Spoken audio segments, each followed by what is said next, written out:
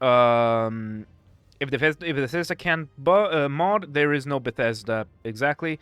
It is because they rip from the game's copyright. If a modder models their own Pokemon copies, this is a trademark issue. This is why they have to go aggressively pursue it. Yes. Let's say mainline games are already on my chopping block. The only Pokemon games I would still buy is Pokemon Mystery Dungeon, and that is a whole ass different genre and world building. I have not kept up with Pokemon since Shield and Sword. And before that, it was Eevee, Let's Go Eevee and Let's Go Pikachu.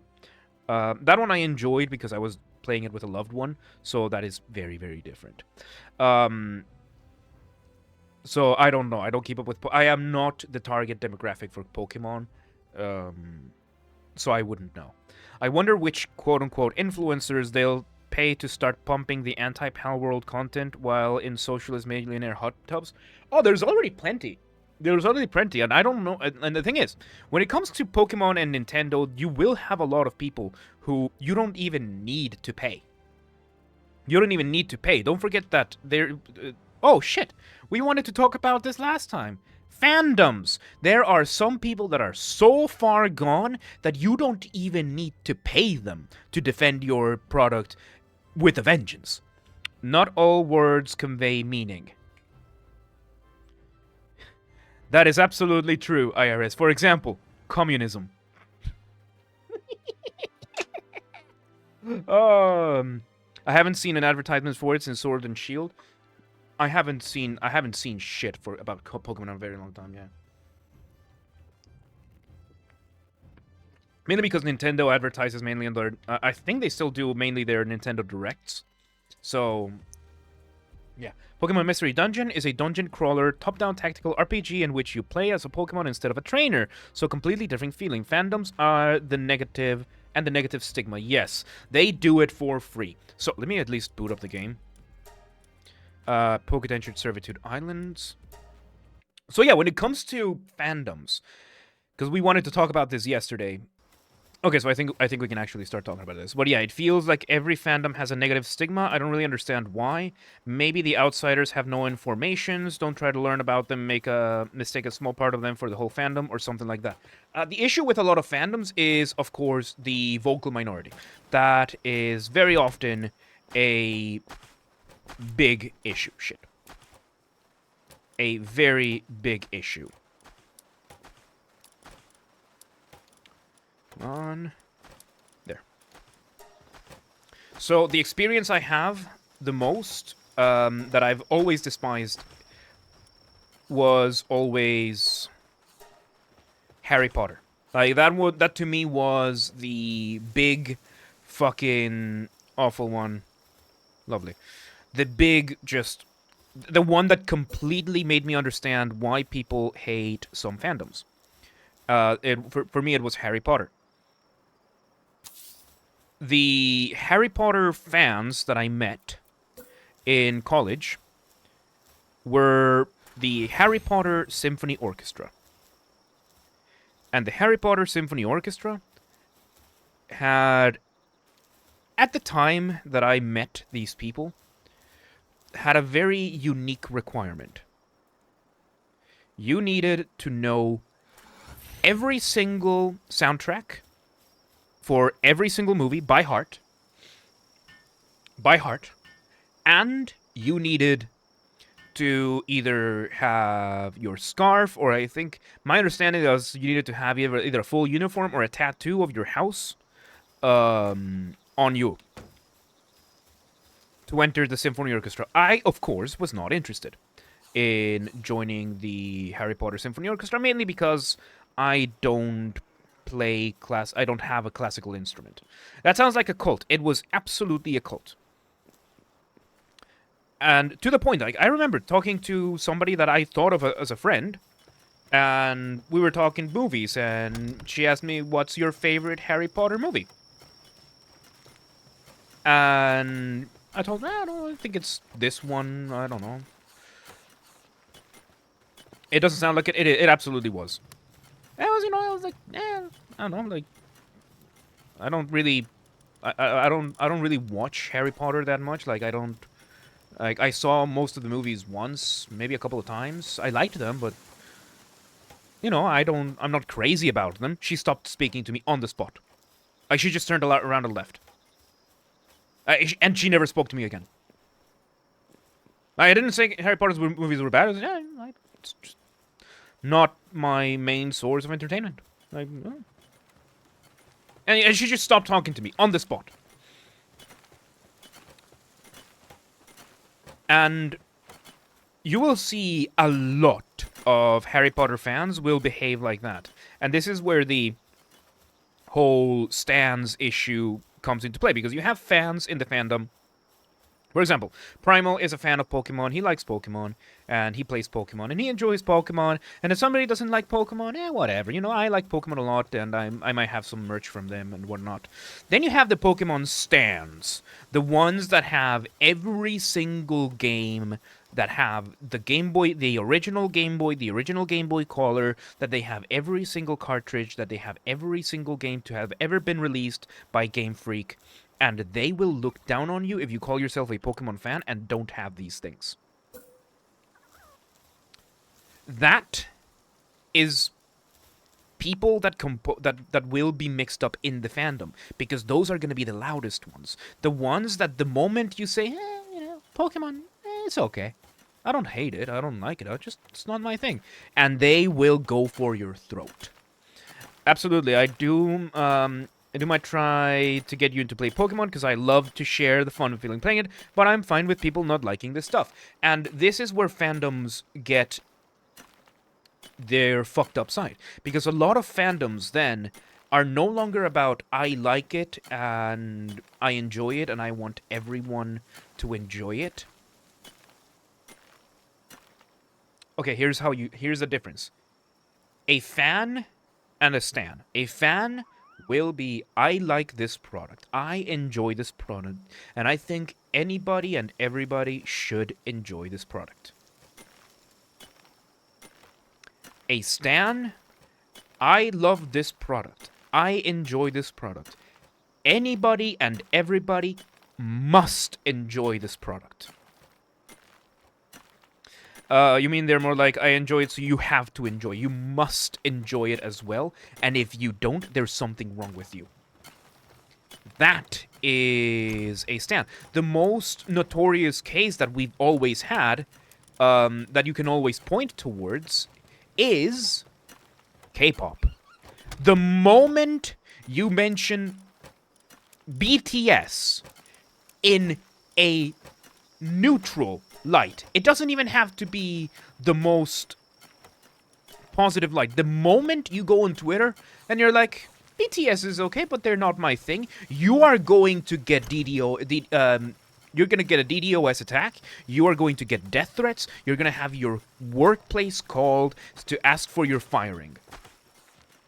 Because the stans of the fandom are going to be offended that you don't like the product that they do as much as they do. And the problem is that colloquially, we call that a fandom. Colloquially speaking. Desmond, what are you doing? Stop hanging around the shiny rock and come get some work done. So you understand what I'm saying? And when it comes to the different fandoms and the different stands, one of the more toxic ones has become Nintendo. Shit, wrong one. Nintendo has become a very has a very toxic fandom, because there are a lot of Nintendo stands in that fandom. The only games I have from Pokemon is cartridge Ruby since I was a child. Pal World. I emulated Emerald when I was in college. I have Pokemon X, no, Pokemon Y. Yeah, I think I have Pokemon Y and Pokemon Moon in cartridges with my 3DS, my 2DS. Modern politics, the offended is always right, no matter how suicidally stupid the belief is. And then there's that, right? Because now we live in this era of, that thankfully is starting to go away, but it is the era of, I am right because I scream louder. which is just not healthy at all. But, you know, it's that. And you combine that with stands, that the stands tend to be incredibly loud and incredibly obnoxious. And yeah, you're gonna get that combination of the offended stands that are just, yeah, gonna fuck you up. It can be just because of a few extreme cases from a fandom that so many people completely shut down their brains as soon as they see that from a fandom, or if they thought circumstances come in contact with them. So there's also, you know, the whole fact of stereotypes existing within a fandom. That is also a factor that exists, but toxic fandom, every fandom that exists right now on the internet is highly toxic. Yeah, the problem is then in many fandoms, they become communities of people who accept their stuff. Because the thing is, furries are not just a fandom. Furry is an entire subculture, just like punk or metalheads. It's or hip hop heads, whatever the fuck they're called. These are not just somebody who likes a product. It's a lifestyle. And these are uncommon, I'm going to call them, for the sake of categorization, abnormal, unusual lifestyles. These are lifestyles that include things that are extraordinary and may be shocking to a lot of people. So you see that in the case of furries, you will have, you know, the whole fursuit, that you will have different levels of things, but once again, the loudest minority gets the attention, which is going to be the fucking perverts. Sounds to me they're not really far. Weeaboos are also a subculture. They're also a subculture, and they have different levels of the... So, the whole fandom thing, it continues to become that, and the thing is, when you live in a culture, because the problem is these are cultures, these are separate cultures from the overall culture that we have.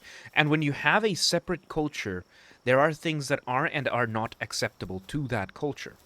And the big problem tends to be that a lot of these, I'm going to call them fringe cultures, because they live on the fringes of society.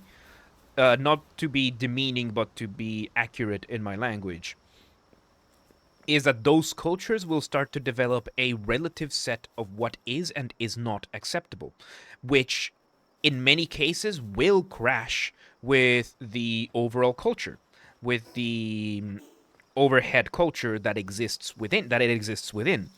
So it doesn't even have to be the comparison of weebs or furries. It can be something as simple as it just has to be something as simple as a Latino, your run-of-the-mill Latino, living in Germany. Latinos have a lot of things in their culture that Germany, that are going to be seen as absolutely outrageous in Germany. Like, in Latin America, let's say, I'm going to bring the example of Guatemala. A lot of cultural behaviors from back in Guatemala that you would say, what the absolute fuck? Fuck, I didn't want to kill you. In Guatemala, it is super common for members of the opposite sex to say hi with a hug and a kiss, even if you are strangers. So if I meet you for the first time, I'm going to give you a hug and a kiss in Guatemala to say hello and goodbye. That is part of Guatemalan culture, and it's very common across Latin America. You do that in Germany? Like, hi, nice to meet you, and you approach for a hug and a kiss? you're gonna shock the other person. You're gonna shock the poor German girl, or you're gonna shock the German dude. Like, that's gonna be a cultural shock. Well, whether weeb or furry, in other fandoms that have not grown to the same size of a lifestyle, there are the same rotten origins happening. I guess because of the size, they also garner more hate.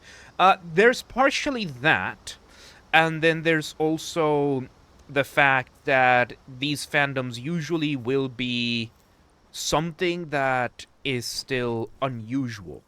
It is still going to be very unusual, and it's still not going to be something that the local cultures can cope with.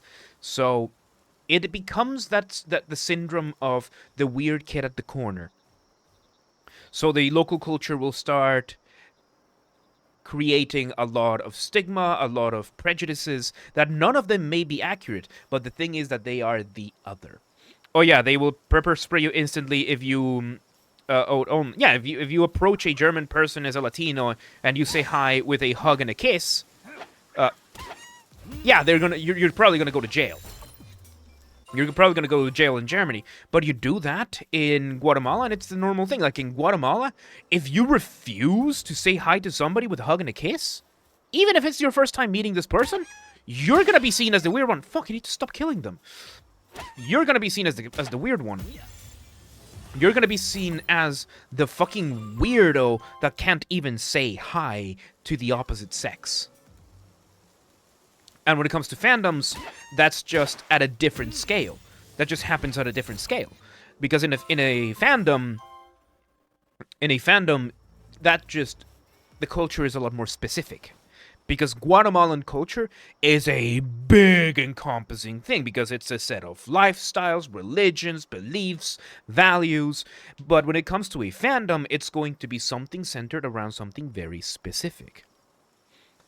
I could handle a hug, but kissing would go too far. A kiss on the cheeks, by the way, not a kiss, not a kiss on the lips, but you kiss the cheeks. I would probably instantly melt into the ground in confusion. Yeah, like yeah, no, you don't. Yeah, but you kiss on the cheeks. But still, that is something that most cultures like. I know that Americans don't do that. Americans don't do that. Europeans don't do that. Like, the only people I ever said hi to with cheek kiss here was my ex-mother-in-law. That was the only person that I ever approached like that. Yeah, kiss on the lips would be a little too much. That's a little too much for Guatemalans as well. So that's a line that you don't cross. But too much to ask for people not to be offended at this first ignorant slip-up these days, huh?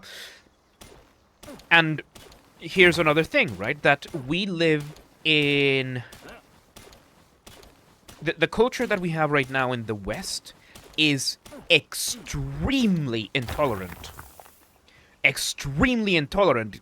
Ironically, because they preach so much tolerance and acceptance. But the problem is, the people who preach tolerance and acceptance they're not preaching for tolerance. They are preaching for acceptance. So when it comes to a lot of fandoms, you're gonna have the stands that are gonna give it a bad rap. And it's gonna happen in every single fandom, because then you're gonna have the stereotype, and the stereotype is going to be the worst people of the fandom. The worst people that you can find in the fandom are gonna be the ones representing the fandom. The whole thing, the chain is strong as its weakest link, and the weakest link is always what is going to get the focus, even if the rest of the chain is strong and sturdy.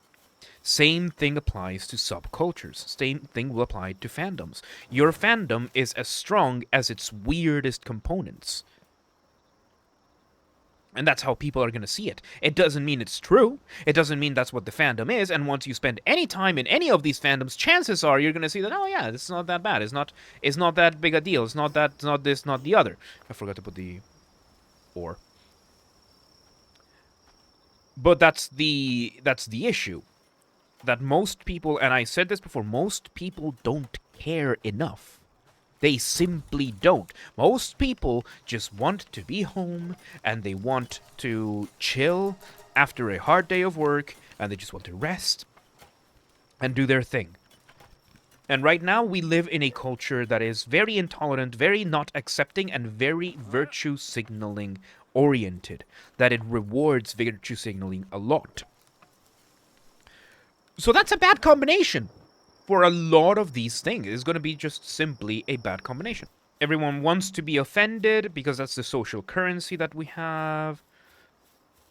Hang on. I have the feeling that you can't enjoy a thing anymore without anyone having something against it. Have you heard of the tale of the couple and the donkey? Was it the donkey or the mule? I think it was the donkey. The couple and the donkey.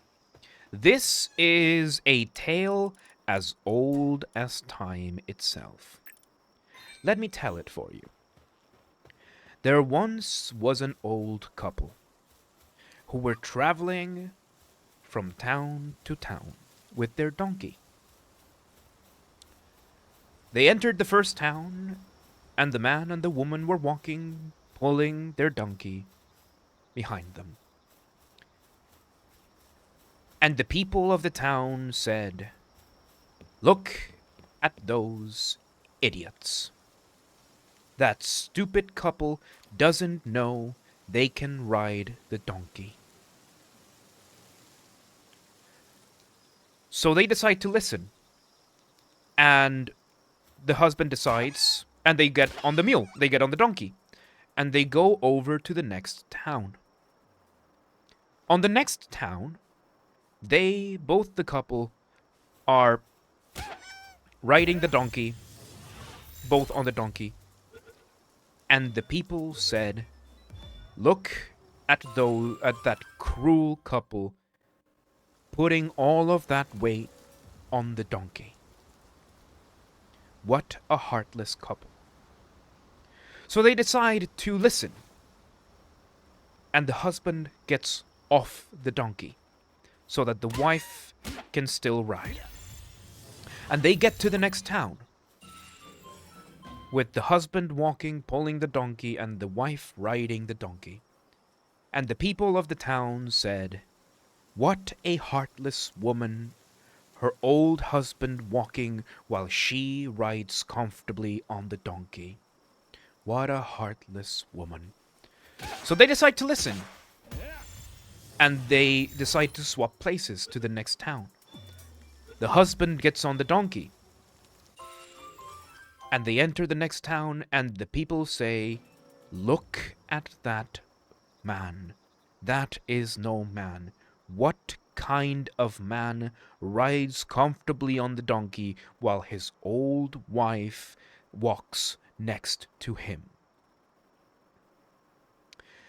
And the old couple decided to stop listening. Moral of the story: it does not matter what you do, it does not matter who you are, what you enjoy. People are going to be criticizing what you do, and they're going to be upset at what you do, regardless of what you do. The problem is, right now, we live in a culture... Okay, if you survive, you come with me. Look at that, you're coming with me. We live in a culture where you have to care. You have to care about every single thing that every single person does in this world. You have to care right now because issue A, issue B, issue C, you have to care.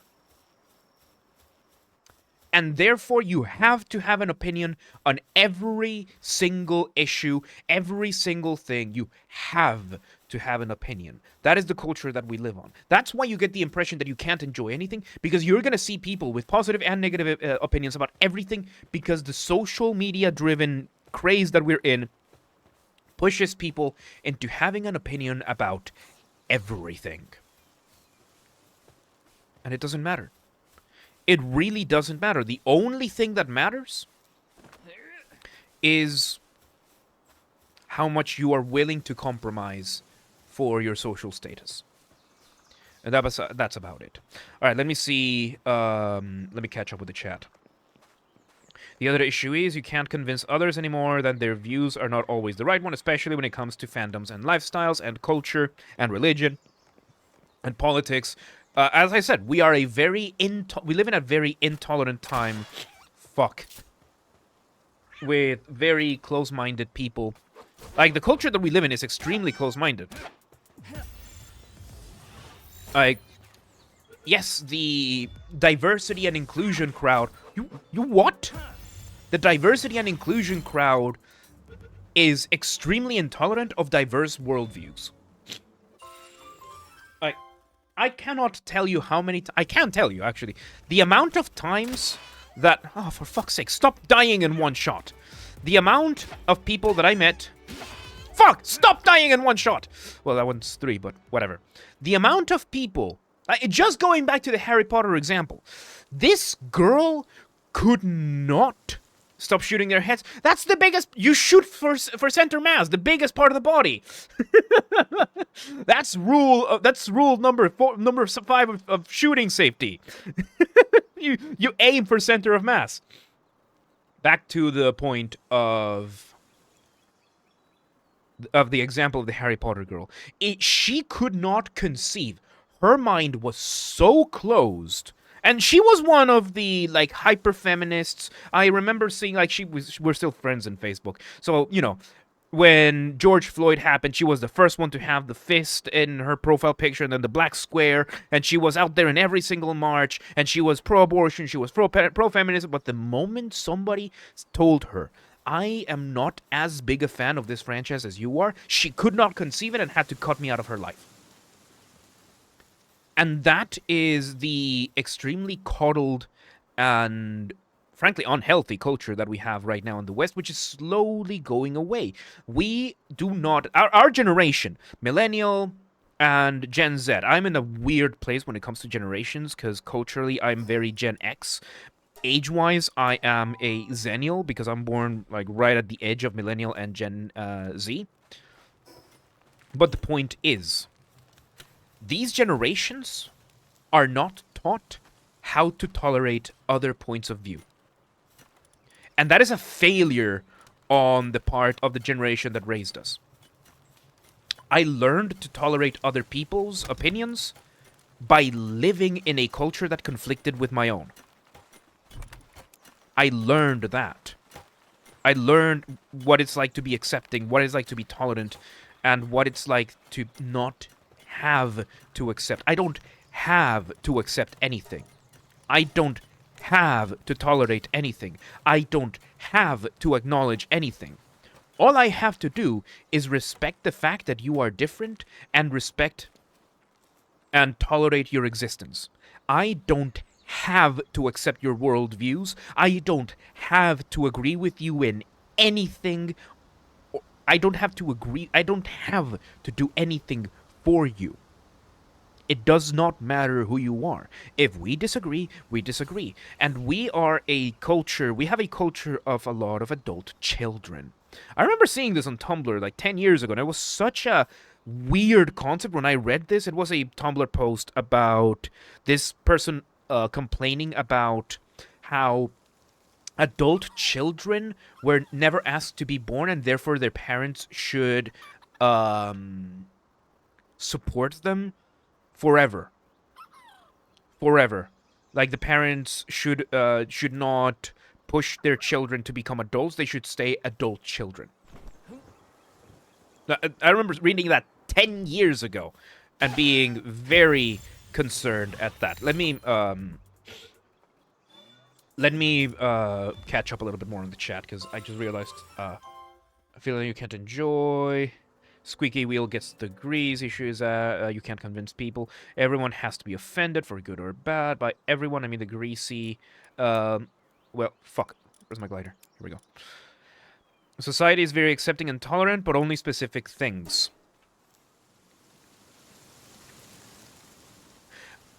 If a society is only tolerant and accepting of a few things, then it is not tolerant of or accepting. It's like the whole...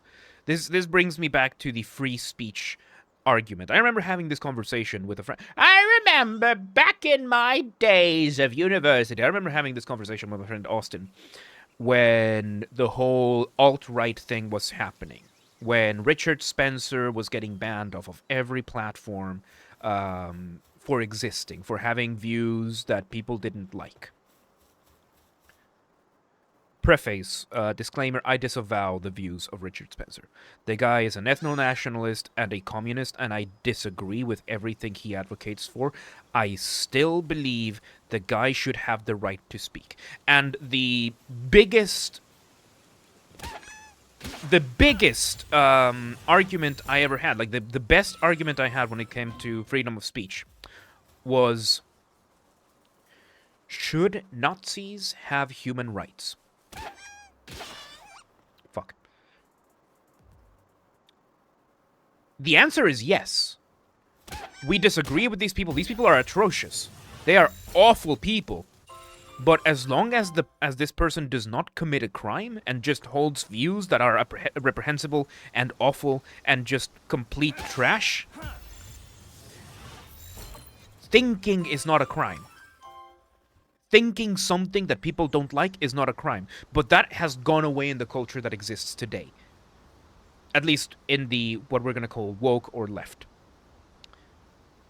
And that's what we're seeing. We have such an intolerant culture in the West that I can't go in my workplace. Thank God I live in Hungary, right? Because in Hungary they're a lot more based. Like, I often joke in the office that I'm a transphobe. I've explained this before, right? Because my sense of humor, I love to mess with people. I love to, witty humor and that kind of stuff.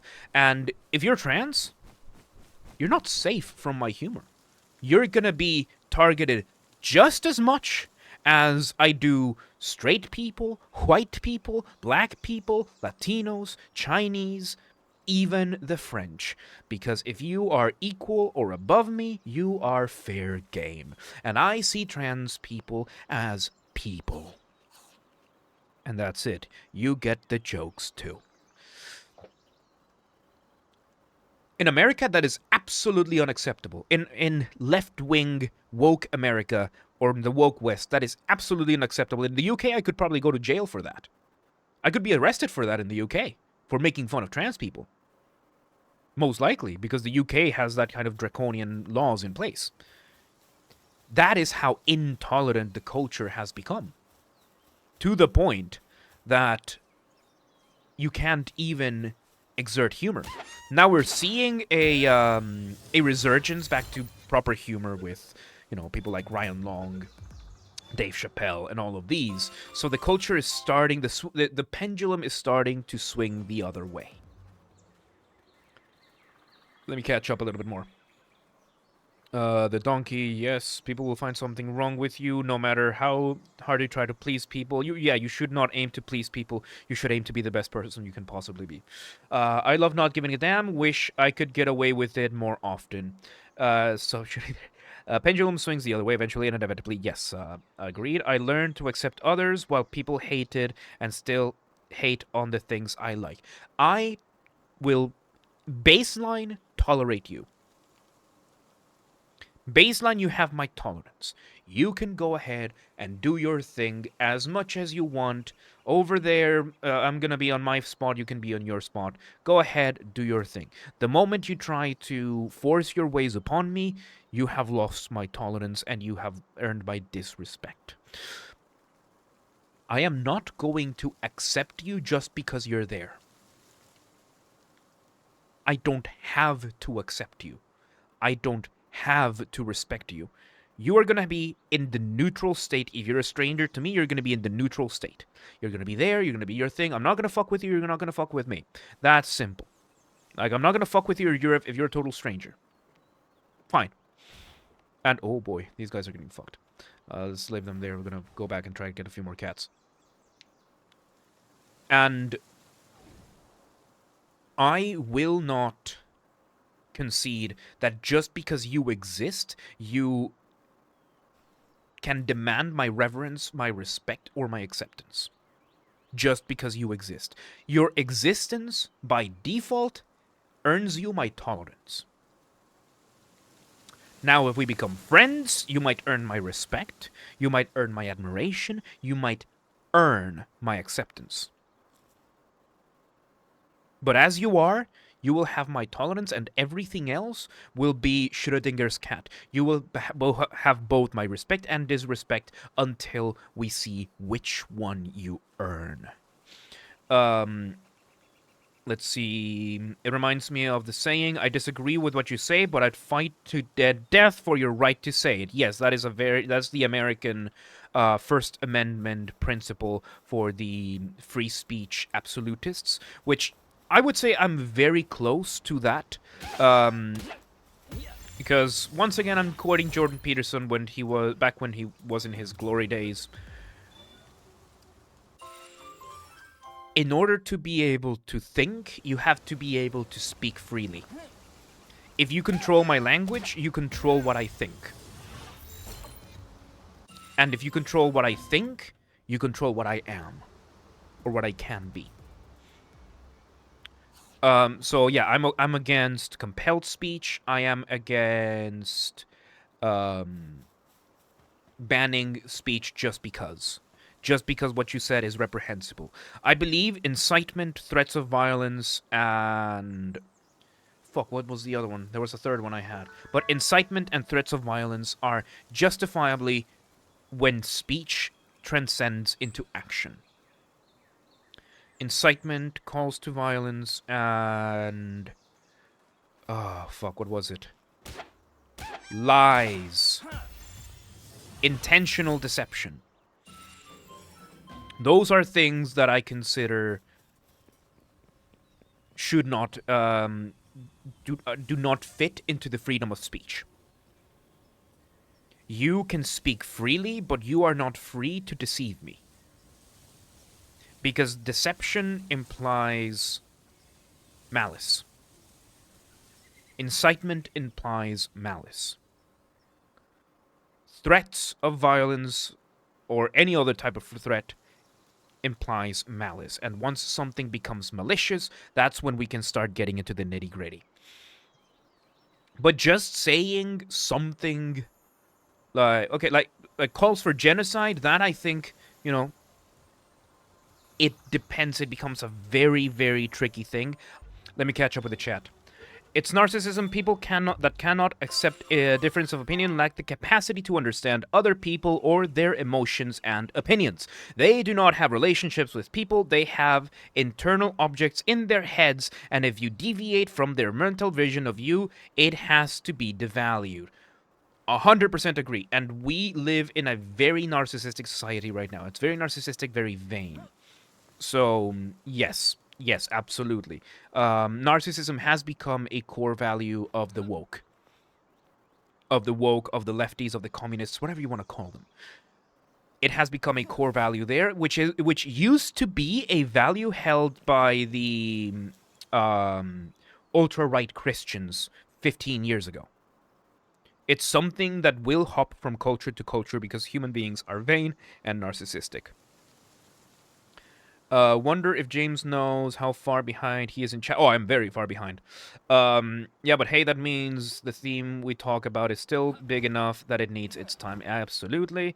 I just feel sad hearing this extreme. It is a very... It always sucks to understand the nature of human beings and how flawed creatures we are and how we have the potential to be just as good as we are bad. Which, you know, brings the whole... Like, I remember the moral relativists being like, there is no evil. There's only bad and good behavior. There's absolutely evil people. There's absolutely people whose entire view is evil. That you can say objectively is evil.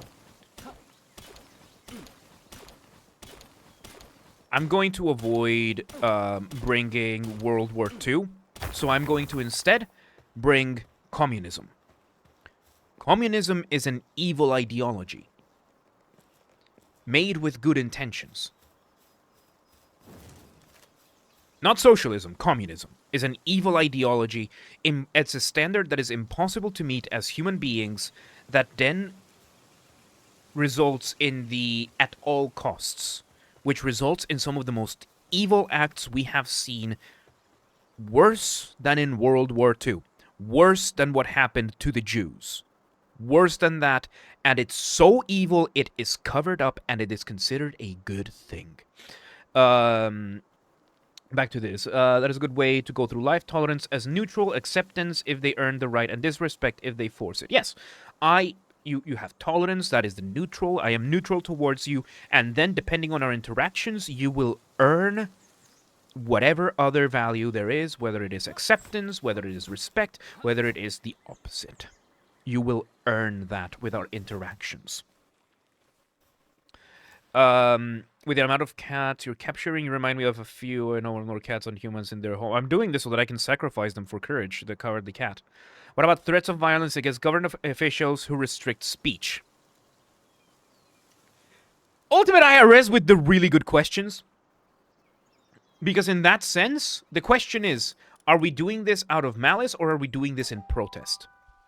That is when we're going to start seeing things become trickier and trickier. What are you doing here? Okay. Government is not a person. Yes, governments are not people. Corporations are not people. That is a good point. But still, threats of violence against an immobile or against goods are still threats of violence nonetheless. Horns. Let's put the horns here. So that is still, threats of violence are still threats of physical harm, of inflicting physical harm upon something or someone. So that still applies. So yeah, that, even if, then you still should not threaten violence. And of course, violence is the last resort. So is there justifiable violence? Yes. Is it okay to threaten somebody with... Because there's a difference between issuing a threat and issuing a warning.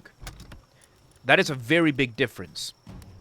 So intolerant society breeds hate against fandoms that do not perfectly follow society's views, among other things, because the intolerant society has done that. An intolerant society that we live in does that. So yeah, to bring this all the way back to fandoms, it is that. All these factors combined, the fact that the fandoms tend to be also subcultures, tend to become subcultures that then end up having their deviations from the overall society, will cause the prejudice, will cause the opposing views, and then, of course, the negative views against this kind of stuff. You can be violent against the government without hurting a singular person. Yes. Yes. I hope I can show the good side of the fandoms I am in. And yeah, that's the thing, right? It's like when I tell somebody I am Catholic, people I am not somebody who believes that preaching you the word of God is enough to make you follow the Catholic doctrine and the Catholic values. Another rant. I remember going on TikTok a couple of times and seeing these, the evangelical preachers, you know, the Baptists and the Presbyterians and all these on TikTok that were like, this is a Bible verse that you need to hear today. And they opened the Bible and they are reading one of the Psalms about God, you are great. The greatest that exists is God, and the greatness of God is great. Cool. That's a lovely poem. The fuck is that gonna do to me? The fuck is that gonna do for me? The fuck, what value am I going to place it if I don't already believe this? Because they frame it as the Bible verse you need to hear even if you're not Christian. And then they just go on, praise the glory of God, God be praised, praise the glory of God, God be praised. Which, you know, good for you, good for you. You go ahead and do that. I see that as hollow. Because that is not going to convince anybody that isn't already in the faith. That isn't already there. If you want to convince somebody of how good the Bible is, watch Jordan Peterson's biblical story lectures. because the man actually analyzes and why an atheist should read the Bible, that kind of stuff. And the way I live it, I don't go to church. I haven't gone to church in about 10 years. That's my choice. I have my own issues with the church, and I'm still working through them. One day I will return. I think I will return to the sacraments. And when that happens, that will happen. But until then, the way I share the Catholic values is by living them. By living them. I will share this culture with you, not by telling you, oh, have you heard about God? But by simply living the values. Charity. Not because charity is something that I'm going to do for my praise and glory. I do Beef Day because I want to feed other people the wonder that is braised beef barbecue burgers. It comes from within. It's a charity that I have come through.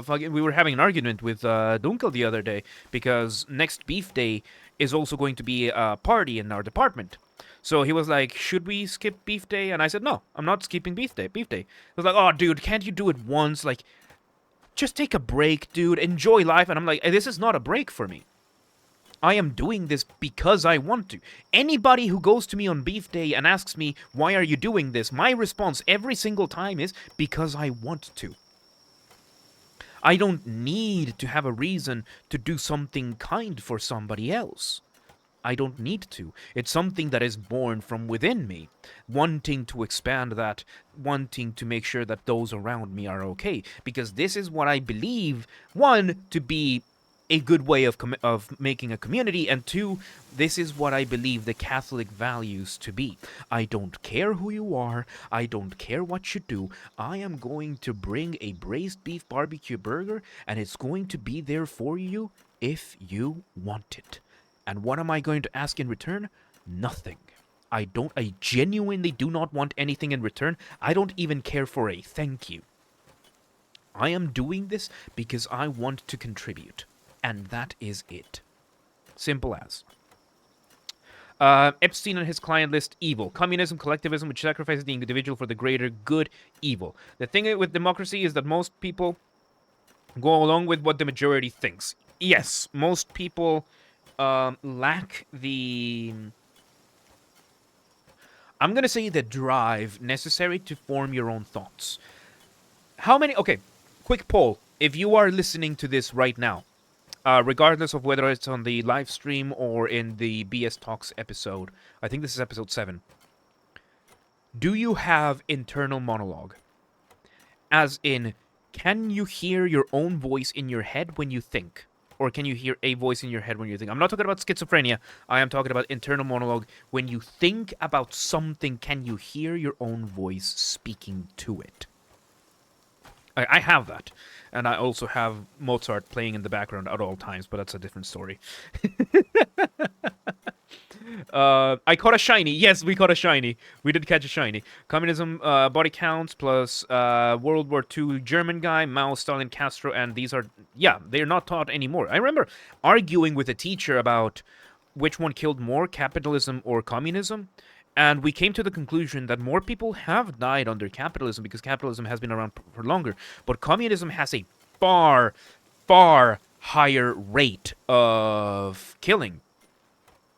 Because capitalism, we found, has killed about 200 million people, or at least that we could attribute to capitalism, in 200 million people in 500 years, pushing on 600 years. Most of which were...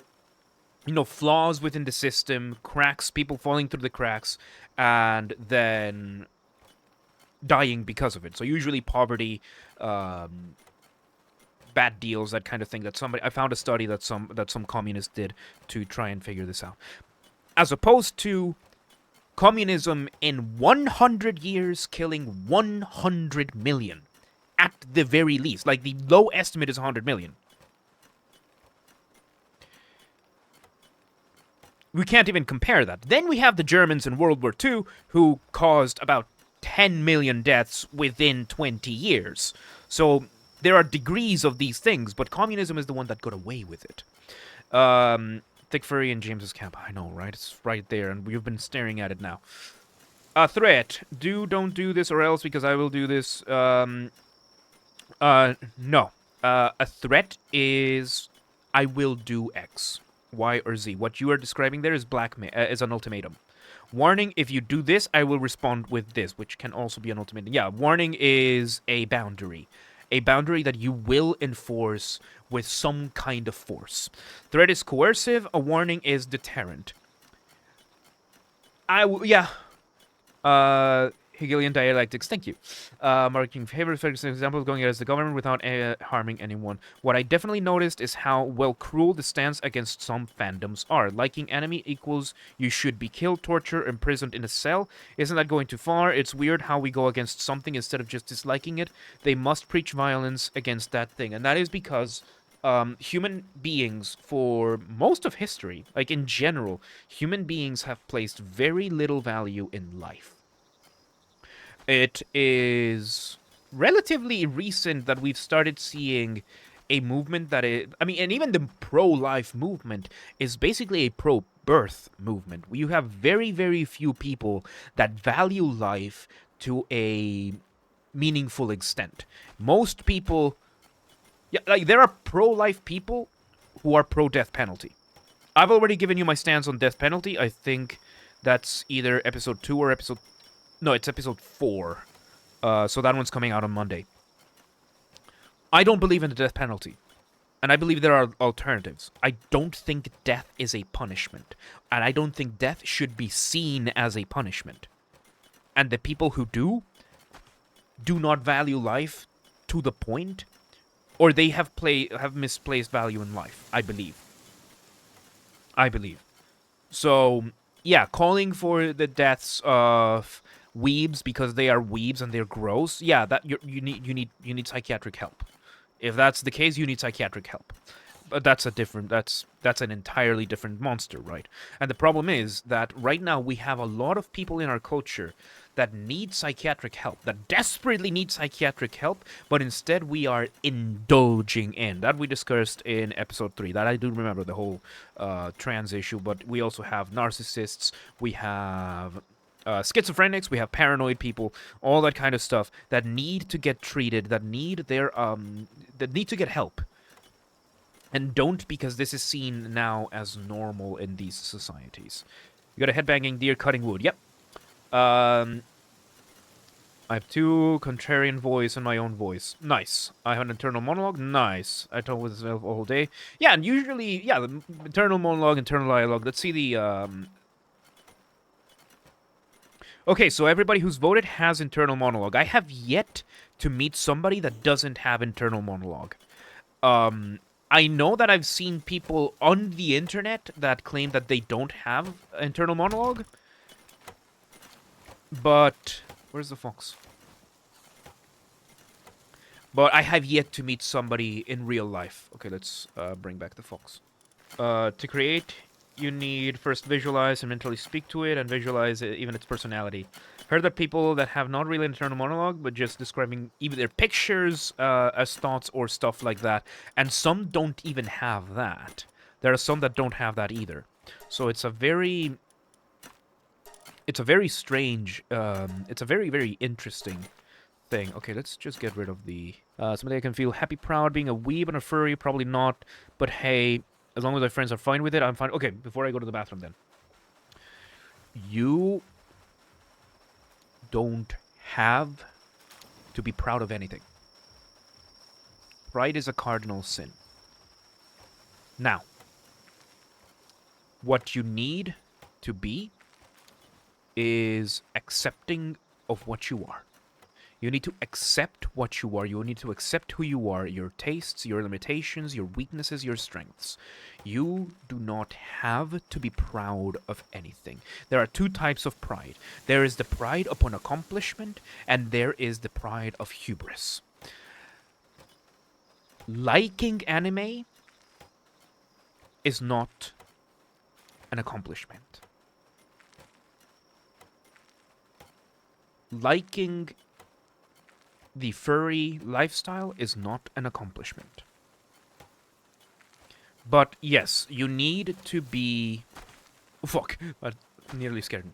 You need to be accepting, and in this case, it's accepting of what you are. And you need to come to terms with who you are. That is the first step of being a proper adult. Of maturity.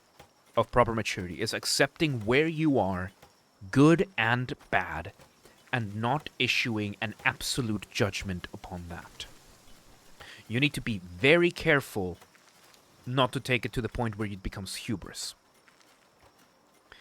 But learning to accept yourself as you are is very often an achievement.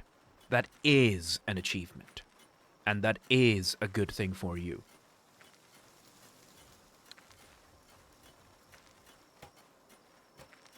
Yeah.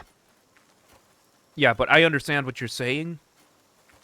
And the problem is that the whole pride thing was because, you know, it started with the gay movement, the gay rights movement, because you're dismissing me or you're discriminating against me because of my sexuality, and it was more of a civil rights issue, and it wasn't so much a matter of being proud, but it was a matter of being recognized, which then became a matter of pride and hubris as we see it nowadays. It's more of a matter of hubris. To close this point, this whole point and this whole chapter of the conversation we've been having, learning to accept yourself is what many... And the culture that we have... I have a protein bar, by the way, that's why I'm looking down. The problem that we have in our culture is that so many words are used to deceptively include you in something else. I remember hearing in college, right? Do you believe men and women should have equal rights? Oh, then congratulations, you're a feminist. No. No, I'm an egalitarian. That's different. That's different. Let's be precise in our speech. It's always been that slow conflation and malleating the language and abusing language and trying to deceive others into using language. Because then the whole be proud of yourself, it's not about having hubris and being cocky and arrogant, it's about learning how to accept yourself. When I did that 10 years ago, I looked at myself and I was like, shit, okay, I'm fat. I am short. I'm a short guy. I have my mental illness. I'm lazy as fuck.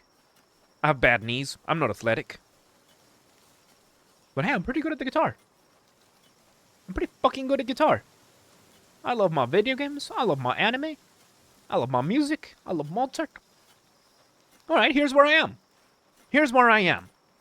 Here's where I am. Okay, so if these are my strengths, these are my weaknesses, here's where I am. I now know where I am. I can start setting myself a path forward.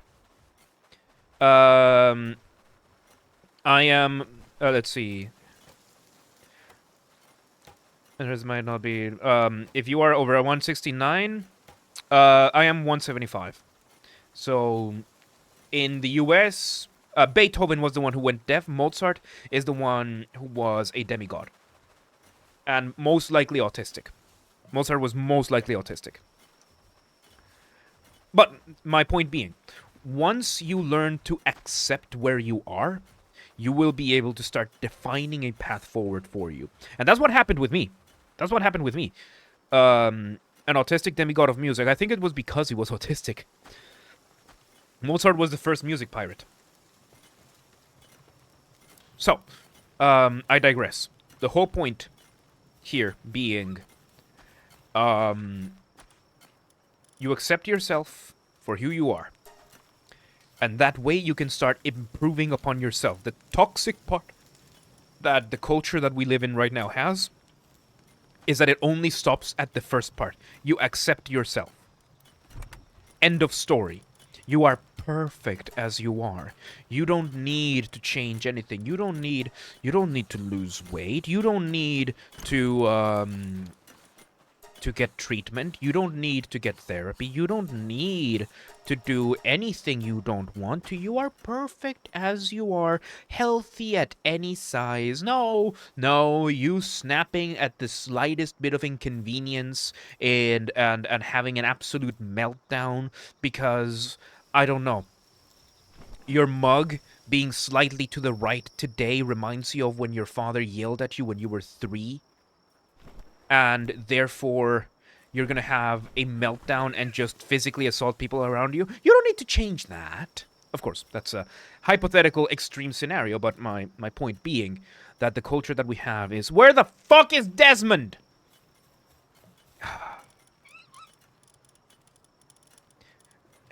That's not the culture we have. Fucking Desmond. I'm gonna need another one for the other area.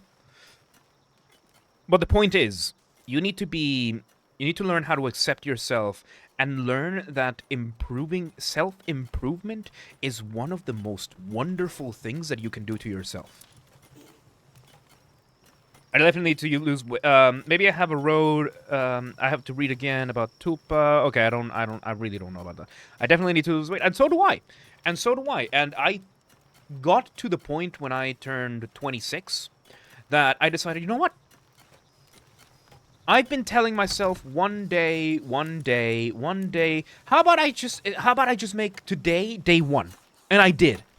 And it was in the most unexpected way. Like, my weight loss journey came because I was watching a video from Tim Pool's second channel, or third channel, The Cast Castle.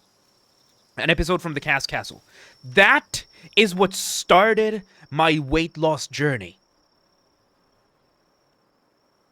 It was one of the most unexpected things, and here's another thing, right?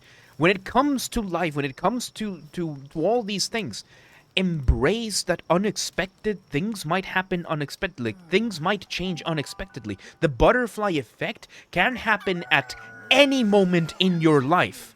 And that is a wonderful thing. Life can change in a second. And that's a wonderful thing. For me, it was watching this. It was, the behind the scenes, the Timcast crew, and they were talking about, and they brought in the self-defense guy, and then they just had this conversation. I remember this video very well. And they're just having this conversation with the personal trainer that they brought in. Like, the guy was teaching them self-defense. He taught them how to do a stranglehold, that kind of thing. But then one of the producers was filmed talking to the trainer.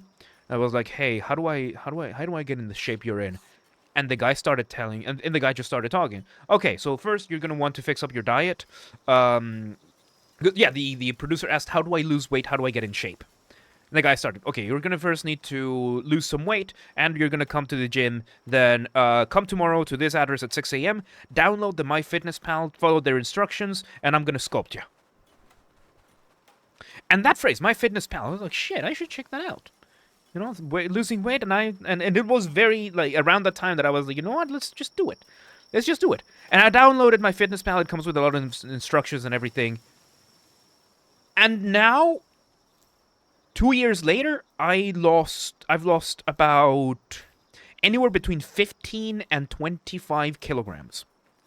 Because I wasn't measuring my weight when I was still married, and I know I was considerably heavier when I was still married. So I was anywhere between 110 and 115 kilos. Right now, I am 92. And I don't work out, not much. Like, my workouts consist mainly of me playing guitar, especially because of my back, my injury with my back. I still lost weight while I was injured. I lost weight in my trip to Florida, where my breakfast consisted of Entenmann chocolate glazed cake donuts. Let me show you what they look like. Okay, here we have Google. Look at, oh, fuck's sake. Look at these. These were my breakfast for 2 weeks. I have loved these donuts since I was a child. each of these donuts, like I ate to my heart's content. This was my breakfast for 2 weeks while I was in Florida. And I still lost weight because I was able to measure myself with the application. And it was that simple. It really was just a matter of learning how to measure myself, and my fitness pal has been one of the best things that has ever happened to me. And it just got me to lose weight without having to go, once again, having to go to like an extreme diet or an extreme exercise. It is sustainable, and it is something that I will be able to keep going for the rest of my life. Humans are imperfect. We were imperfect since the fall of Adam. Yes, we are imperfect. We are very imperfect creatures, and we are supposed to be imperfect. That doesn't mean we can't seek improvement. And that's the beauty of life. That's the beautiful journey that is life. Just following through and trying to keep moving forward and trying to keep improving yourself. But the current society, I'm going to say, I use the term, the current culture that we have in the West, the society we have demonizes self-improvement. On all sides, self-improvement is demonized, and I think to an extent it always has been, mainly because it is hard work. Self-improvement requires active effort and requires you to take responsibility of yourself. And if there's one thing human beings despise doing, is taking responsibility. The more you accept yourself and your flaws and accept that the flaws are flaws, you become less and less judgmental. Exactly. It is weird how I like who I am at the same time I absolutely hate myself. And I think at one point you're going to need to sit down and figure out, what about me do I hate precisely? Because it's not, oh, I'm fat. No, what about me being fat is it that I hate? And you're going to have to sit with yourself and see what flaws are, which ones are the flaws that you can get. And then instead of looking at the list and seeing that as a mountain impossible to climb, what you're going to do is you're going to figure out, okay, I have a list of very specific things. Which one of these could be a small increment, a small change I could enact that would make me hate myself less? Of what I can control. What you cannot control, you cannot control. But what you can control, you make a good list of what you can control about yourself, and you are going to and you're going to decide, okay, what I can't control and I hate about myself, I'm going to have to learn to live with it. You're going to have to learn to tolerate that. You don't have to learn to love it. You don't have to learn to respect it. You just have to accept that it is there. That is what tolerance is. You accept that something is there, and it is going to be there regardless. Once you come to that, to terms with that, then you go to what you can control. When you come to what you can control, you go, I'm going to use the baby steps principle from Dave Ramsey and apply it to this. So for those of you who don't know what the baby steps are, I highly recommend you check it out, especially if you're trying to get out of debt. Dave Ramsey's baby steps is a method on how to build wealth from going from bankrupt to millionaire, basically. And it's a realistic way on how to do it. It just takes a lot of work. Baby step number 1 of Dave Ramsey is get yourself a $1,000 emergency fund. Or, in my case, establish your baseline. Establish your baseline where you are, and establish the goods and the bads, and what you can do, what you can't help, what you can change, what you cannot change. Baby step number 2 from Dave Ramsey is gather your debts, smallest to largest, regardless of interest rate, and attack the smallest one with a vengeance. Baby step number 2 for me, Basterd baby step number 2. Take the flaw that you can control that would require the least amount of effort and work, and actively work to improve it. And become active in improving, establish yourself a strategy in which you will be able to improve yourself, in which you will be able to change this trait that you can control regardless of how much, but it is going to become your focus and your obsession. You are going to become obsessed with this thing that you want to change about yourself that requires the least amount of effort. And you're going to do that from smallest to largest. So you're going to start with, I don't know. It's not baby oil. You're gonna take this. You're gonna take the smallest. So let's say take a small behavior that you think would be that take the least amount of effort. So let's take behavior number 1. I don't make my bed. Okay, so I'm going to establish the habit of making my own bed. Every day when I get off of bed, I am going to aim to make my bed. Every other behavior can wait. Every other behavior can wait. And once I am able to make my bed, and it's just part of my daily routine, where it's to the point that it bothers me to not make my bed, then I move into doing the dishes. Or taking out the trash. Or whatever it is. We all have different options of what different aspects of life will be. We all consider different things to different levels. But the thing is, you go from the smallest to the largest, and you incrementally bring yourself to out of the hole. So you're gonna take the flaws that you have, and you're going to divide them in 2 categories. You're gonna divide one into the ones that are affecting your functioning, your baseline functioning. These ones are getting in the way of me having basic peace. For example, making my bed, doing the dishes, taking a shower, brushing my teeth, all of these that would get in your way of having guests over, let's say. And then the other flaws on what you think would need to be addressed for you in order for you to become a better person, to reach that standard that you want to reach. So once you're out of step number 2, you finish addressing the behaviors that are keeping you from reaching a baseline. You have reached your baseline. Then you're going to start with the behaviors that are going to raise your bar once you have established behaviors and habits about what you can do. Next baby step, which in Dave Ramsey is baby steps 5 through 7, which is you start putting away your wealth and then becoming generous and increasing your generosity. What you're going to start doing is you are going to start helping those around you reach that same level.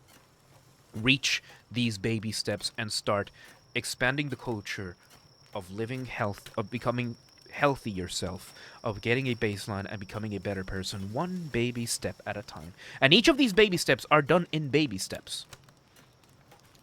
Your self-loathing is connected to the resentment within the shadow. Listen to it and focus on satisfying the critique. It is like changing for the purpose of making someone's reason to hate you moot, because the criteria for that is gone. As Dave Ramsey's advice have helped my family out of debt, this will be good advice. Yes, I started listening to Dave Ramsey a lot recently, and he's. We were talking about role models a few episodes ago. Andrew Tate versus Jordan Peterson. Right now, if you want an amazing male father figure role model to listen to Dave Ramsey. He is in his 60s, I think. He's in his late 50s, early 60s. And the guy is one of the most wholesome and amazing people that I've seen run a radio show. I feel like I skipped on the first steps and just went straight to help others instead of taking care of myself. Yes, and what you're going to do, and it's going to be difficult, is you are going to go all the way to baby step 1.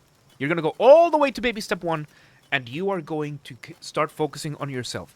Do not help others put on their breathing mask until before you have done so yourself. If you are helping others while you are consuming yourself in the process, that is not helping, that is sacrificing yourself. And that can be a good thing, but if you can make it to the point where you don't have to sacrifice yourself to help others, then you go ahead. And of course, it doesn't have to be that you have to stop, but what I want you to do is I want you to just take a hard look at yourself without being harsh about it. That is going to be your duty, I guess. That's going to be baby step. You're going to engage in baby step number 1 and just take a hard look at yourself and figure out where you need to go, what you need to do, and how, and which ones you're going to do. Just follow, let's call it as the baby steps, yes. You like boundaries on your shadow resistance. I'm not going to make any conclusions. I'm not going to make any conclusions about Primal. I'm not going to draw. I'm not going to try and pretend that I know what goes in your head. What I'm going to tell you is figure out what is there and what is bothering you. And then take it from there. That's what I did. That's what I did. Of course, the going to the hospital, this one's still dead, I think. Going to the hospital ended up, I ended up getting psychiatric help and everything. Yeah, this one's still dead. So for me, it was a very arduous and painful journey. But at the end of the day, the goal of let's call the goal of these baby steps, and this one's something that Dave Ramsey says as well. You need to stop letting life happen to you, and you need to start happening to life. You need to stop being the passive protagonist of your life. You need to stop being a passive character to whom things happen to, and you need to start happening to things. And you can only do that sustainably if you are in a healthy enough spot. Because otherwise, it's not sustainable. Just like this cat. Let's just say I want people that are around me feeling good, because everyone needs a heaven they can rest at. Yeah, and that's perfectly fine. I have that as well. I love being that respite for people, but I am not. I can't do that at my expense, because if I just do it at my expense, eventually it will collapse, and so will they. Can't help everybody that you know. Yep,